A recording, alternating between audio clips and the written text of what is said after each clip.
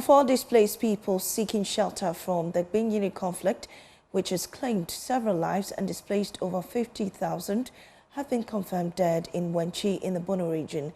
Joint news sources at the Wenchi camp say the victims include 3 adult women and a teenage girl.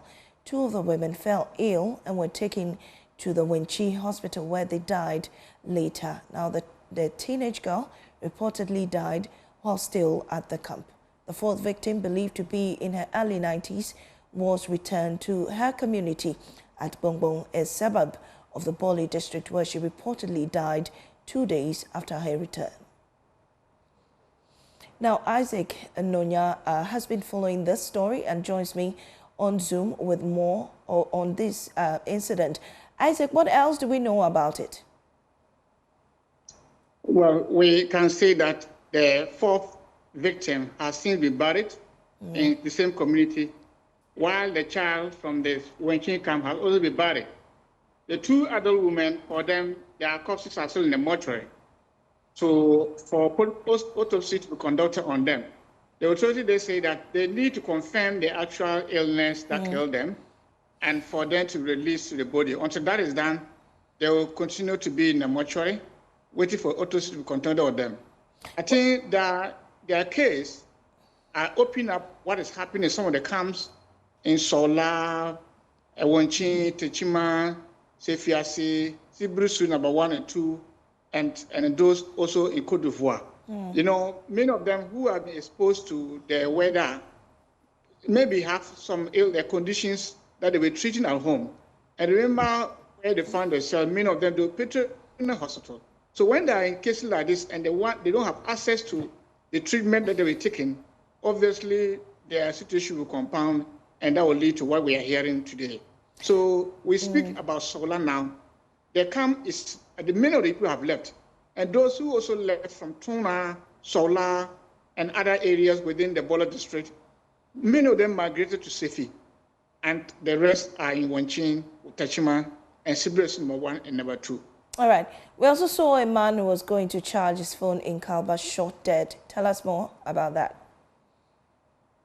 Yes, this man is a middle-aged farmer. He has lived all his life at Uro, and Uro happens to be be in the middle, or be between Tuna and then Kalba. Now, because they don't have electricity, and in the attempt, as usual, to go to Kalba, which is a bit closer, to recharge his mobile phone, he moved, we are told, 1 kilometer away before he will enter the town. A gunman from nowhere emerged from the bush and then brought him down on his motorbike, where he died instantly. The police discovered his body the same day and could not easily trace the assailants who were behind his death. But the body has been moved to the hospital while investigation ongoing to unravel who really killed him and for what reason. Well, following these incidents, how are residents reacting?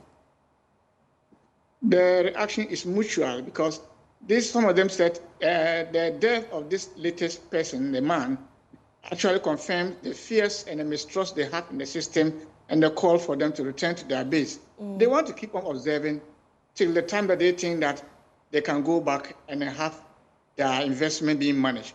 Many of those who have returned to the community that we cannot talk about, but that of Gbenyiri, are women and children. Gbenyiri, we are talking about 34 people who have returned, displaced people who have returned. 3 of them are aged men, and the rest are women and children. Don't forget, the women are itching very seriously to go back to the community because this is the time they need to go and harvest their groundnut, the maize, particularly yam. And if it's not harvested between now and the middle of this month, everything will go waste, notwithstanding what the cattle-headed men are also doing in these communities.